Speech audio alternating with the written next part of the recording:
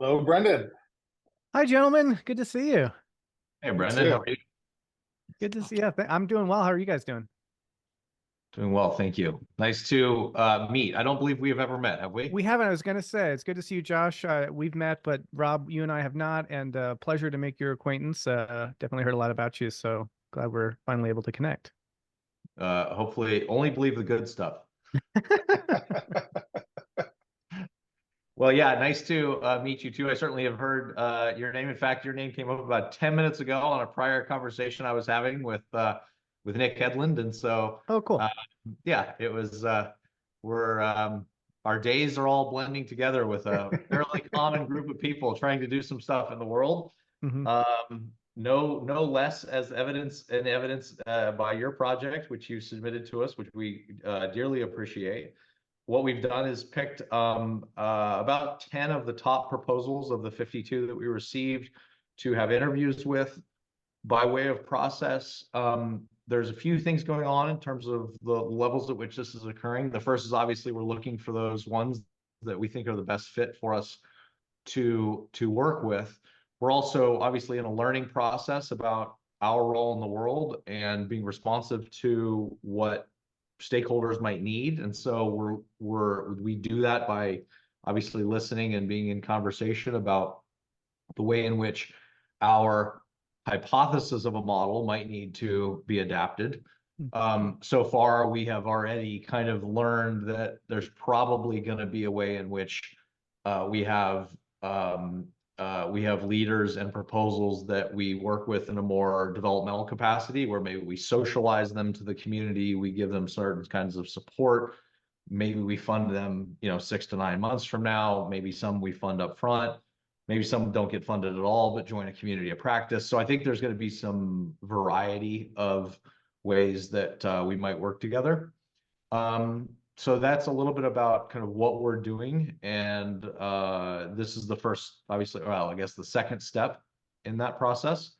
And so we're very appreciative of the work you put in on this very, very cool proposal. When Josh mentioned to me that you were thinking about doing it, immediately my ears perked up. And I said, yeah, I've been thinking about this same thing for years. Mm. It's a very cool idea. I think it's necessary. I think it for a lot of different reasons. But why don't we just start at the beginning and you tell us a little bit about you and your sort of vision for the project. Sure. Great. Yeah. So let's see. I think probably the best place to start is Sky Meadow Institute, which is an organization that I founded at the end of last year. I live in Vermont on this really beautiful 115-acre homestead and retreat center, and that has been a kind of hub for events related to integral metamodern liminal thought over the past 3 years. And I'm trying to move towards doing more of that here. And so the Institute was sort of founded to really move the place more in that direction. And so that comes with a couple of sort of aspects to it, or programming aspects. So there's a press.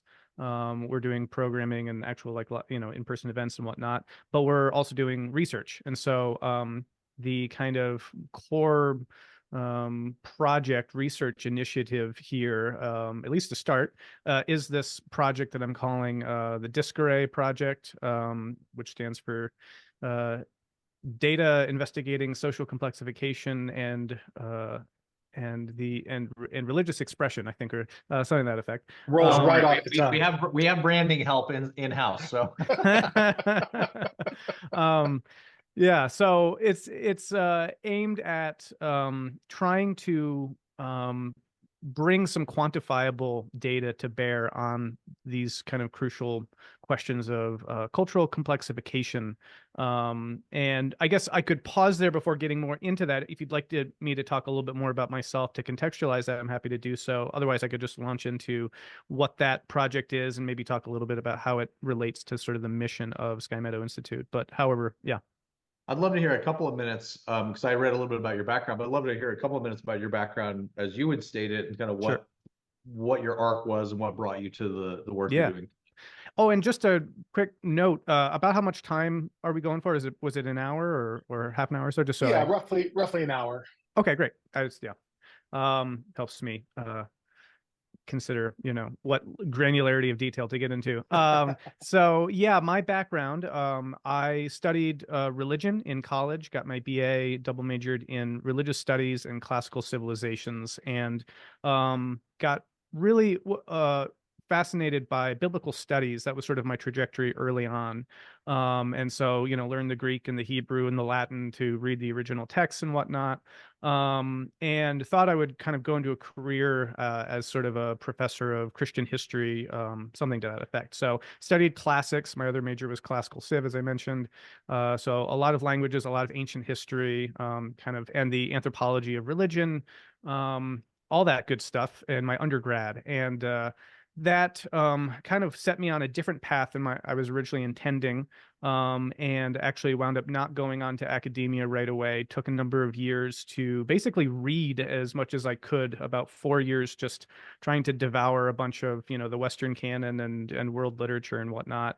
Did a lot of writing as well. And that's when I started exploring kind of cultural epochs, and so I was trying to get a sense of, well, what is modernism and what is postmodernism, and trying to track sort of the evolution of art and culture relative to these periodization schemas that had been developed, and also got a lot into sort of macro history sort of frameworks at that time and that sort of thing, which led me then to start asking questions around, well, what comes after postmodernism if we've got this sort of progression here. And that's when I stumbled across the work of the metamodern scholars. This would have been around 2013, who were coming out of cultural studies, and they were just early on beginning to theorize this notion of metamodernism. And I resonated with that very deeply. It related a lot to the work that I've been doing, my creative work.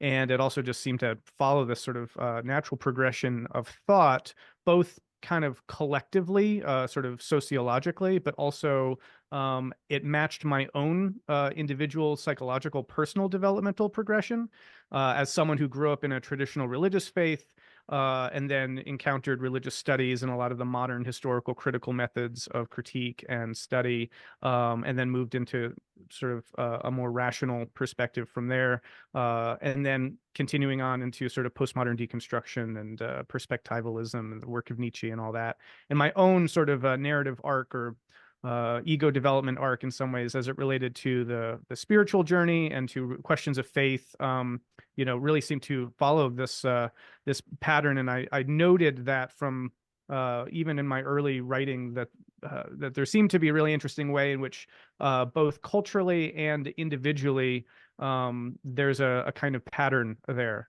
So that when I finally encountered the work of Ken Wilber, integral thinking, and then from there, all of the developmental research that, I then got into, like the work of James Fowler, for example, and others who continued in that line, it was just sort of like an incredible opening and clarification, because it had these maps now that could make sense of these sorts of trajectories. So that was a real insight. And since then, yeah, I've been really interested to explore that deeper. I've found some of these big picture frameworks and meta theoretical frameworks really helpful, but I've also found them to be, at this point, uh, you know, let's just say incomplete. I think that there's aspects of them that are dated. There's a lot more, information and more exciting work that's been done, in the realms of complexification. And we have new tools and we have new developmental models as well to be employing. And so it seems to me like these works need to be continued forward, and sort of their legacy extended and updated. And yeah, that's kind of what I'm really keen to do, specifically by trying to bring some quantifiable information to those things. So that's a little bit maybe more of Yeah, how love it. I relate to all that. Love it. There's so much I like about your backstory, and so much that's resonant in my own and those that we work with and that come through this community. Even though we come from, in some ways, radically different places, there's the commonalities are also really striking. Mm. Um, So let's talk about the project that you would like to do, which certainly brings these themes together in terms of measuring, analyzing, researching, and then reporting on the validity really of the complexification of culture for the last several thousand years. Yeah. Yeah. Well said. I mean, that's basically it in a nutshell. Yeah, I'll try to sort of provide a kind of overview and get into a little bit of the methodology. But essentially, what I would like to do is try to track the patterns in the complexification of meanings across primarily religious texts, but they don't have to be. They'll be sort of philosophical religious in nature. And this is also an aspect of the project that could be malleable. When I initially began this work, it was specifically through the lens of religious expression, as the name of the project suggests. But it's broadly speaking trying to track worldview evolution. And in a sense, when I talk about religious expression, I'm kind of using that more from sort of a Paul Tillich sense of like ultimate concern, sort of existential, grand sense of meaning. Yeah. And so that's kind of the frame that I'm coming at this with. So that can include also, secular works as well and philosophical texts that are exploring kind of issues of human meaning and human meaning making. The kind of tagline for Sky Meadow Institute is, advancing complexity and systems-based perspectives on the things that matter most. And in this case, the project would be to try to track how meaning has evolved through different cultural worldviews as they've complexified through time. So, to that end, um, the project would entail identifying a number of texts, and there could be quite a number of them, but basically considering sort of the literary output of the past 5,000 years.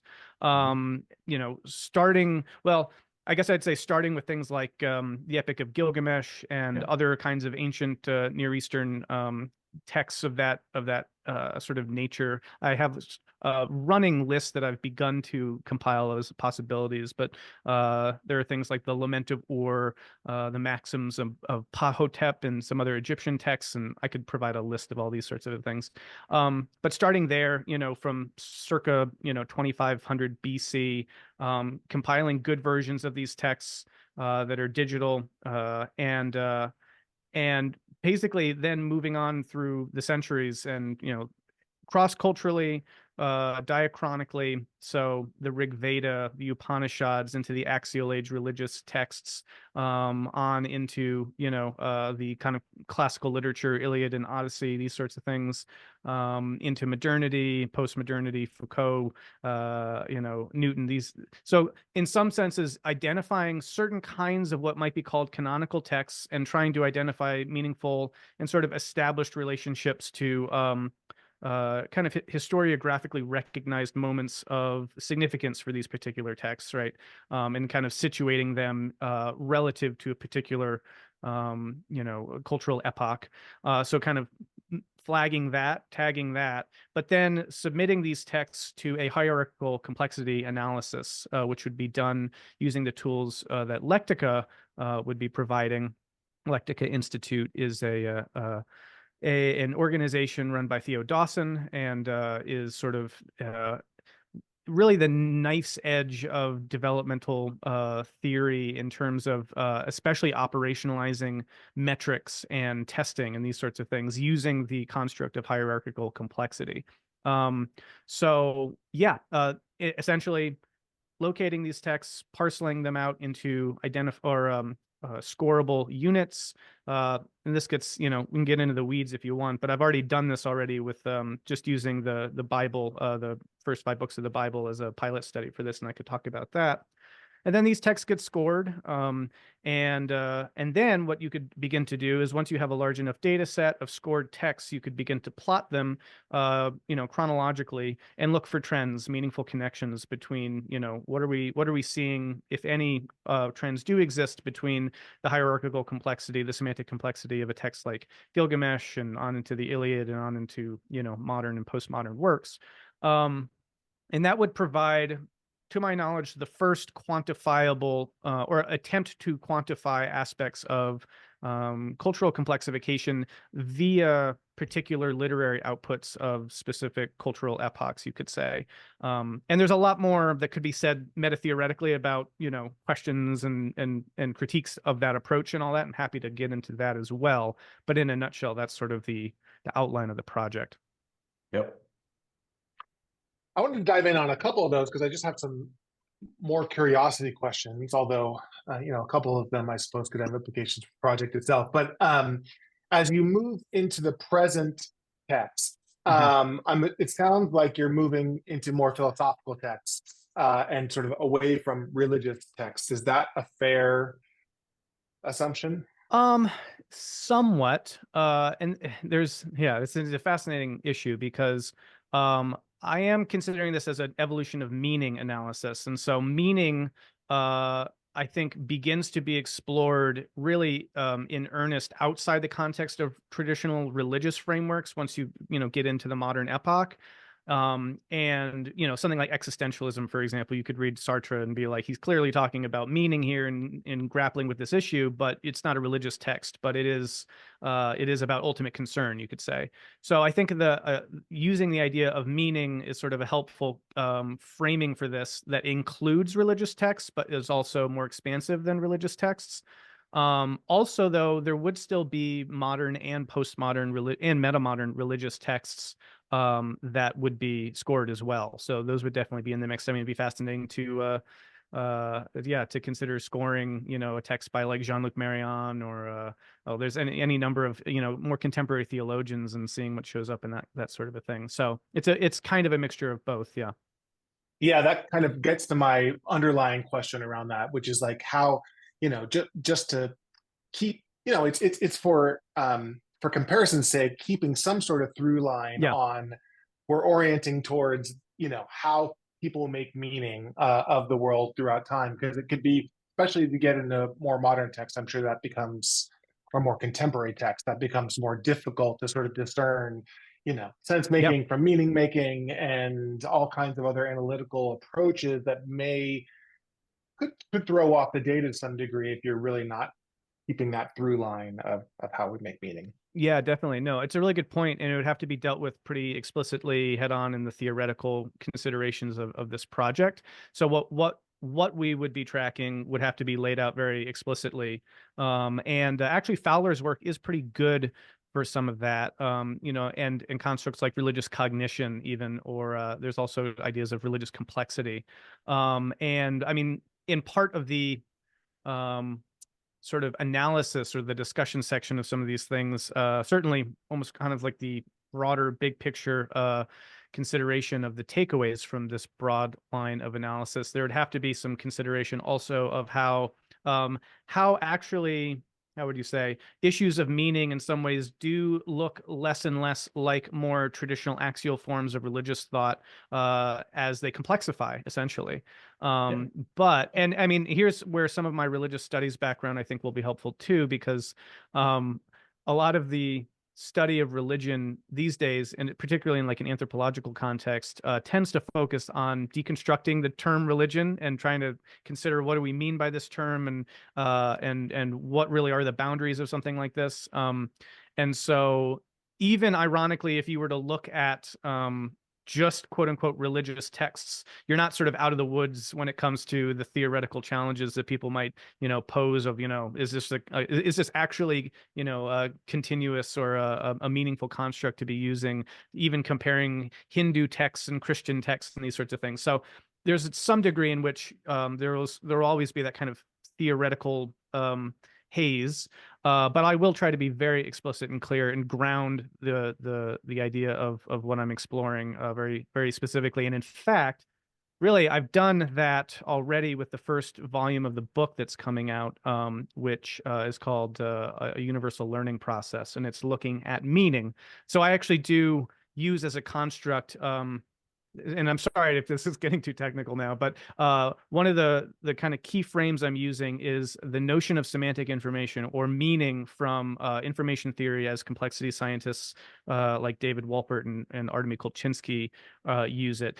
Not how do you say, I'm not technically using that particular construct, but I'm using that as the frame that actually allows you to see how a definition of meaning as information that aids the viability of entities in context can actually be a generous enough, broad enough framing that you could then look at religion, philosophy, and other things that are not just under the more typical banner of religion. So I have a lot more to say about that, but it's a really good point, and it would definitely be going into it. It would be a lot of effort, and effort would be made, and ink would be spilt trying to be very clear about the construct and the ideas being pursued. Yeah, and I imagine that it has implications for the ultimate purpose of the study itself, because I could see if you really are, in continuing to frame it in terms of meaning making, and in continuing to use source texts that are religious, even again, you're expanding the definition of meaning past religion as it goes along. But I guess what I'm worried about is like, how would you keep this project from just being pigeonholed into sort of a religious studies Mm. frame in academia, which I would think could potentially undermine some of your larger goals for the Yeah, project. well, I would say that this is sort of the initial phase of this project, and even though it would be in this case focusing on issues of meaning and sort of ultimate concern, there's no reason why the general parameters of this sort of research program couldn't be expanded to consider very different things, right? You could do this exact same the research program in terms of structure, but look at scientific conceptions and how they've complexified through time. Or, you could begin to identify different sorts of, aspects of thought and and mark their complexification through time. In some ways, I'm starting here both because it's my immediate background, education wise, that sort of a thing. Also, it's my passion, and it's a topic I'm very interested in. And it's also, I think, in some ways the broadest, because I am trying to work here with something like worldviews. And so, in a sense, you could even begin to situate, say, scientific concepts within as subsets of sort of, worldview or collective justification systems. And so at that point, you're sort of becoming, you could almost say, more content specific, whereas this would in some ways be the most broad. At least that might be an argument that could be made, though. Yeah, that could maybe be challenged, I suppose.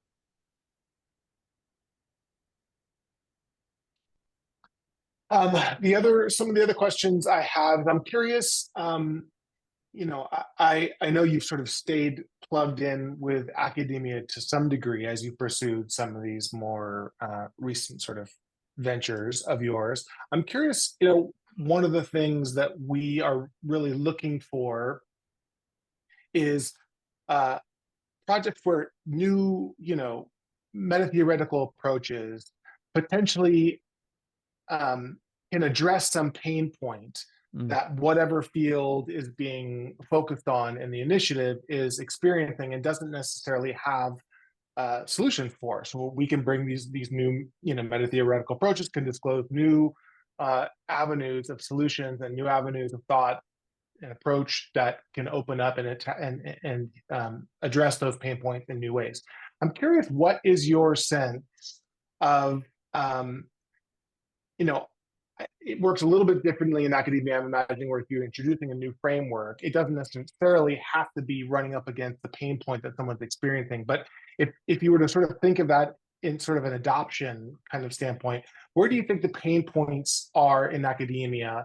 How aware, for example, is academia that it's stuck in a postmodern sort of mode of discourse, for example? What can you tell us about where the opportunity lies for this kind of an approach to really break through? Yeah. Yeah. So that's a really important question. And I talk a good bit about that in the proposal, just in terms of trying to situate this project almost as sort of an intervention, I guess you could say, into the current state of the paradigm in academia, which is, yes, as you said, predominantly postmodern in orientation, especially particularly in the social sciences and in the humanities. I work a lot in sort of the meta-modern paradigm, very actively, intentionally trying to facilitate a paradigm shift in academia. And I've been working a lot with Jason Ananda Josephson Storm with this, who published a great book, Metamodernism, The Future of Theory, in which he really lays out the crux of the issue, which is that the postmodern paradigm in becoming predominant in the social human sciences has had the kind of corrosive effect of leaving the disciplinary objects deconstructed. And so you go to an anthropology class, and there you learn that there's no such thing as culture. The very idea of You go to culture is anthropology problematic. class and realize or learn that anthropology is useless and meaningless. Yeah, essentially. And I mean, I So on and experienced so forth. yes, yeah. So for me, as I already mentioned, right, I went through the religious studies version of this, in which we spent many years talking about trying to define religion and ultimately how useless these definitions were, and ultimately leaving us with a question mark around the whole idea of religion. So this can be, yes, extended, and to the degree that this is by and large the state of our disciplinary fields in circa 2024, where this is the kind of work that's being done. And Storm makes the point, which I'm very sympathetic to and agree with wholeheartedly, that paradigm has sort of reached a point of rapidly diminishing returns. So there needs to be, after those deconstructive efforts, some kind of reconstructive effort. And a lot of these sorts of ideas obviously aren't going to be, they're going to be very familiar to you guys, but it's a continuation of those efforts to do that kind of work. So how do you take seriously the postmodern deconstructive moves that have revealed certain aspects of the problem, the ways that they problematize these categories, but then how can we sort of go meta on the post and find a higher order integration and coordination of these things? So that's the goal. And among many, I mean, there are multiple ways that a metamodern paradigm shift or an integrative paradigm shift would be playing out. But it would look like getting us beyond the default mode of radical cultural relativism, and a kind of value nihilism, or let's just say a covert application of values that actually doesn't acknowledge its own notion of values, which is part of what Storm gets at in some of his work, is that it's not in many cases that the postmodern paradigm isn't making certain claims, normative claims. It's just not being forthright about them. So how do we make certain moves to really foreground the normative aspect of the social sciences? And where I think this is all in service to ultimately is culture and the culture that we're living in, because this all has downstream consequences for the world that we wind up producing through this generation, or the transmission of knowledge, and the future, the education of leaders coming into business and government and education, et cetera. It winds up churning these sets of ideas in culture in a way that is profoundly destabilizing, and a loss of coherence around notions of normative value, and the notion that even we have some kind of shared story or framework that can organize our kind of collective sense making.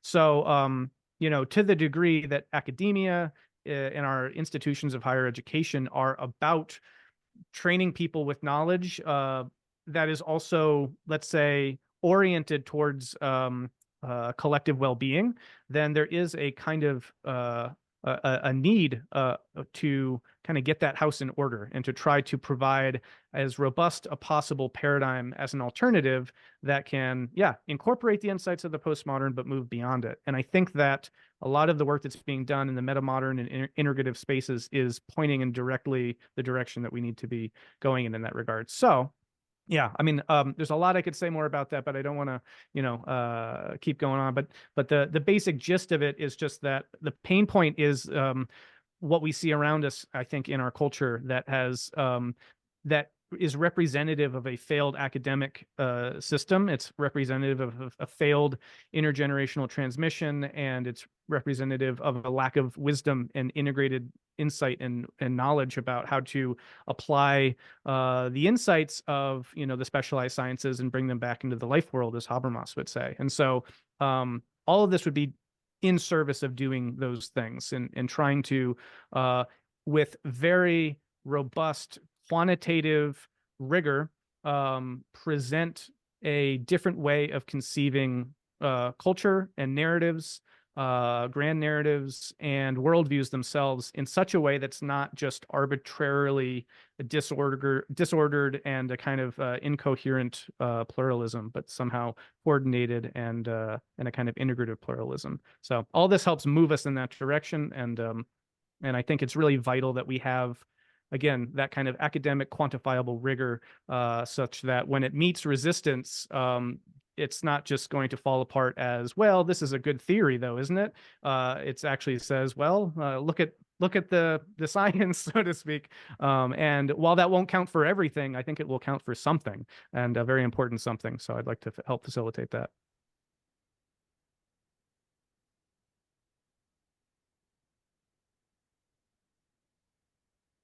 How courageous are you about sort of,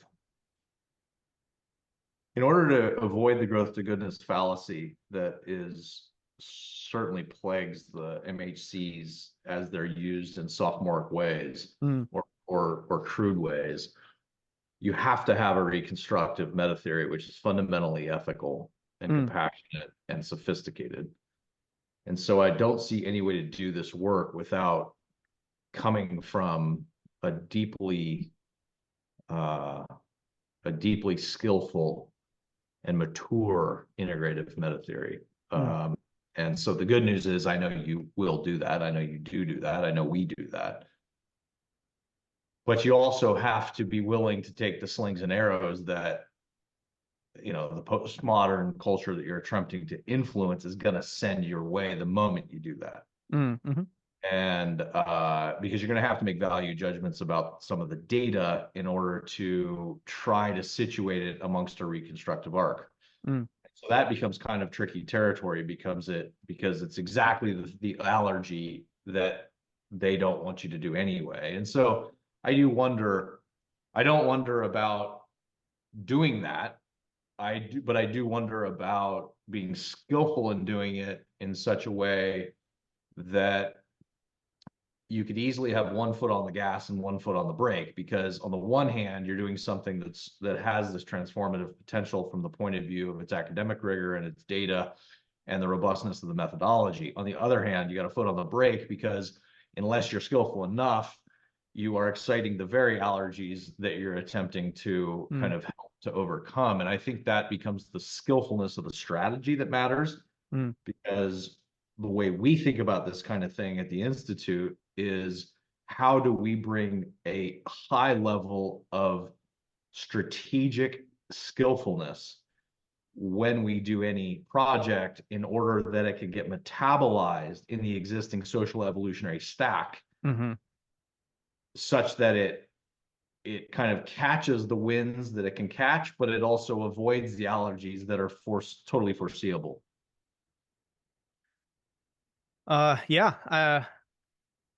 Yes, well said. I mean, so all of that needs to be taken into account. I think skillful means is a good lens to look at that through. And a lot of that is going to rest on a number of things. I think, yes, the theoretical foundations is actually going to be really crucial for this. And I could say more about that, but I do think that I already see this particular work further nuancing and complexifying the meta theoretical frameworks themselves in a way that actually will be a lot more palatable to folks.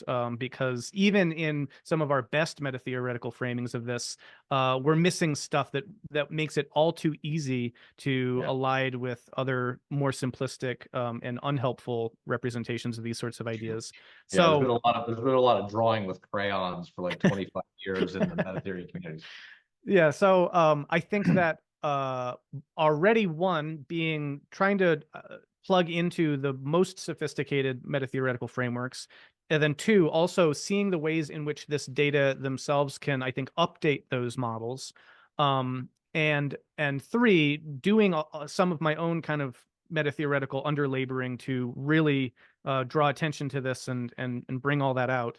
And then four, I guess I would say, is so much of this is a really relies upon thoughtful use of language and the presentation of these ideas in a way that is tempered, nuanced, and I think that if you do that well, and if you're skillful at the sort of rhetorical presentation, it's a lot more difficult for people to misconstrue or to engage in bad faith and try to, you know, blow you out of the water with some kind of takedown.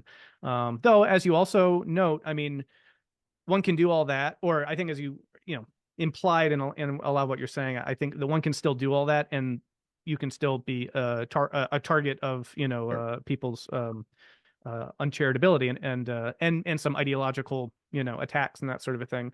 I'm not entirely a stranger to some of that. I've always, as I've shown up more in this space, been very willing to kind of I think try to speak as articulately and as carefully and cogently as I can about these kinds of topics without sort of ceding the core insights and the crucial aspects of what this particular way of looking at the world affords us. And so I think that one needs to be able to do all of that. And I think I have some track record for doing that, but especially in the project or in the context of a project like this, it's really helped me hone the language and the models that I'm using in such a way that I think is, you know, at as most insulated from that kind of thing as possible, while also recognizing that it's somewhat inevitable too. Sure. I guess it's a good segue to ask, are you open to the strategic support of the Institute in executing the animation of the ideas and the work and the very thing that kind of we formed the Institute to do, which was to institutionalize not just the funding, but also the social enactment, the skillful social enactment of the really desperate integrative meta-theoretical work that needs to be done, without which, you know, there's no real role for us, because you can find money anywhere, but what we're trying to do is bring a real, hopefully skillful and intelligent rationality to how you think about a transformational thesis of a given kind of innovation, what stakeholders need to be talked to in what kind of way, and what kind of communication channels, and all of that kind of thing. So I guess I'd just ask, is that something that you are, you know, open to and accounting for in your, you know, inviting us to partner? Yeah, very much so. You know, I bring my own set of resources to this, but they're primarily, you know, my intellectual and academic background and my sort of expertise, such as it is relative to this material, and my passion, and my sort of, you know, doing the work part of this. But there are things that are out of my ken. And certainly beyond my resource capacity. And so being able to partner with an institute such as I am would be awesome for the kinds of resources that you guys could bring to the kinds of aspect of the kind of rollout and all the other aspects that go along with the presentation of this kind of material to other to the broader public, I guess you could say, in multiple ways. So that is those are aspects that I don't claim much proficiency in. I mean, I am a podcaster and a social media persona, I guess, in some ways. So there's some degree of sort of of communications that I am involved in. But yes, I would be very open and would welcome very much the assistance in all that other aspect that goes into this. When it comes to this project, I feel like I'd be functioning primarily as the kind of researcher in fulfilling certain the knowledge generation aspect of it, but in terms of then trying to present that and share that in a skillful way. Yeah, I'd be certainly welcoming for that. All right, wonderful. Yeah, that's good to know. Well, that's it from my end. Josh, anything on yours? Yeah, just in terms of timing, Brendan, we've got essentially these interviews scheduled out over this week and next. And then, you know, it's not going to be it's not looking like it's going to be sort of a straightforward, like, you know, you're getting funded, you're not. We're probably going to have a series of initiatives potentially on a runway, some of them further along and sort of them being ready to really kind of start delivering, and other ones that need a little bit more incubation time. So that's a long way of saying that you'll hear from us within a few weeks Okay, regarding what the next steps are and where your potential initiative fits in with that. great. Thanks for that. All right. Well, thank you again for the time and for submitting. This is exciting work. And every time I do one of these kinds of conversations, but certainly no less true right now, I'm always walk away thinking, I'm really glad you're in the world. It's a great world when we have people like you in it. So thanks for all you're doing. Thank you very much. Thanks for the opportunity, and I look forward to hearing from you guys. All right. Thanks, take Brendan. care. We'll be in touch. Take care. Bye.